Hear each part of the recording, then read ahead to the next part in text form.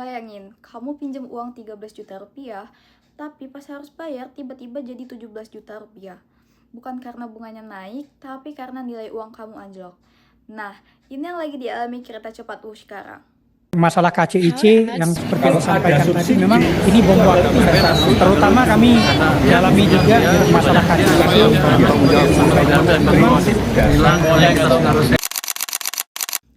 Halo semuanya, perkenalkan nama saya Kira Meliza dengan NIM 01011282328058. Kalian pasti udah tahu kan Wush?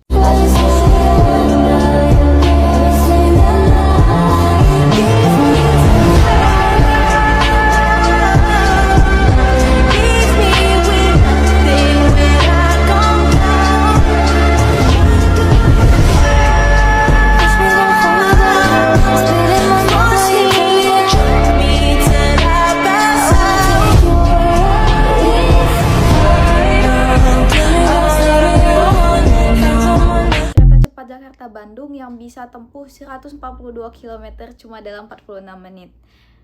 Keren banget sih, tapi di balik kecanggihannya ada drama keuangan yang jarang disorot media. Masalah KCIC yang seperti yang disampaikan tadi memang ini bom waktu, terutama kami dalami juga masalah KCIC yang seperti yang disampaikan tadi memang ini bom waktu. Jadi kami akan koordinasi dengan Danantara untuk penyelesaian KCIC ini. Selanjutnya untuk perbaikan dan restrukturisasi dari portofolio kami yang ada, ya seperti anak-anak perusahaan kami sedang lihat satu persatu juga Pak. Jadi gini, proyek Wush ini dibiayai utang dari China Development Bank senilai 3,26 miliar US dollar atau sekitar 54 triliun rupiah. Waktu proyek dirancang pada tahun 2015 sampai 2016, kurs rupiah masih di kisaran Rp13.000 per dolar. Tapi sekarang, April 2026, kursnya udah jadi Rp17.185. Artinya, beban bunga yang harus dibayar KAI tiap tahun naik dari sekitar 1,6 triliun rupiah jadi 2 triliun lebih.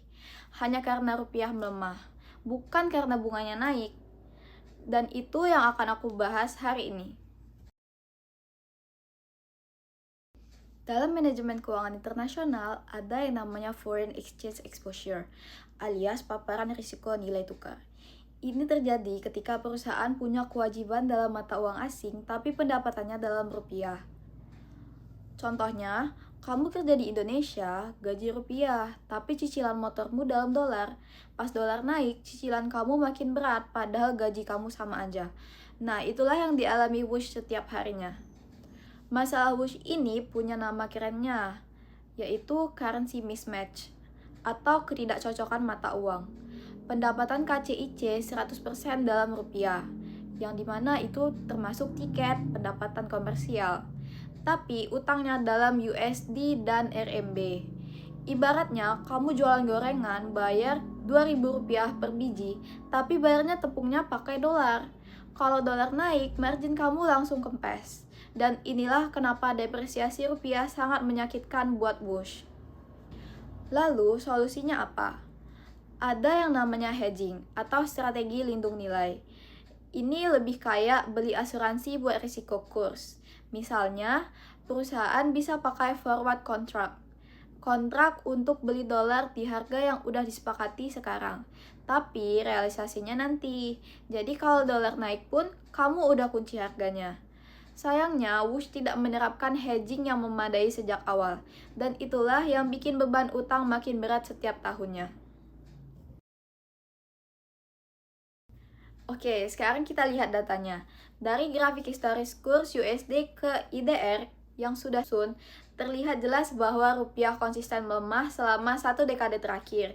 Dari Rp13.389 di tahun 2015 sampai dengan Rp17.185 di April 2026. Itu pelemahannya sampai dengan 28,3% dalam 10 tahun saja loh. Ada 3 fase yang bisa kita identifikasi. Yang pertama itu fase stabilisasi pada tahun 2015 sampai 2017. Selanjutnya ada fase tekanan eksternal yang dimana pada tahun 2018 sampai 2020 saat pandemi COVID. Terakhir ada fase depresiasi akselerasi pada tahun 2021 sampai 2026 yang dipicu kenaikan suku bunga The Fed secara agresif. Kalau kita simulasikan, di kurs awal proyek senilai Rp13.000, bunga tahunan Wush setara dengan 1,57 triliun rupiah. Tapi, di kurs April 2026, senilai Rp17.185, bunga itu naik jadi 2,08 triliun rupiah. Selisihnya 510 miliar per tahun. Itu murni dari depresiasi rupiah, bukan dari kenaikan bunga. Dan faktanya, pendapatan tiket Wush sepanjang 2024 cuma mendapatkan 1,5 triliun rupiah. Lebih kecil dari beban bunganya. Gimana mau untung? Dan kalau kita lihat data BI rate dan inflasi, ketika rupiah melemah, BI selalu naikkan suku bunga. Tahun 2022, inflasi melonjak ke 5,51% dan BI rate naik ke 5,5%, melampaui target. Ini saling menekan. Jika kurs lemah, maka inflasi naik. Jika inflasi naik, maka suku bunga naik. Jika suku bunga naik, maka biaya modal semua perusahaan naik. BUMN seperti KAI kena dampak yang sangat berlapis. Jadi, apa yang bisa kita simpulkan? Pertama, depresiasi rupiah itu nyata dan struktural, bukan sekedar fluktuasi sesaat. Dalam 10 tahun, rupiah kehilangan hampir sepertiga nilainya terhadap dolar. Kedua, Wush punya masalah currency mismatch yang serius. Pendapatan rupiah, utang dolar ini bikin proyek rentan banget terhadap pelemahan rupiah. Ketiga, tanpa hedging yang memadai, setiap kali rupiah melemah Rp1.000 saja, beban utang Wush naik puluhan hingga ratusan miliar rupiah. Ini bukan masalah manajemen kereta api, ini masalah manajemen keuangan internasional.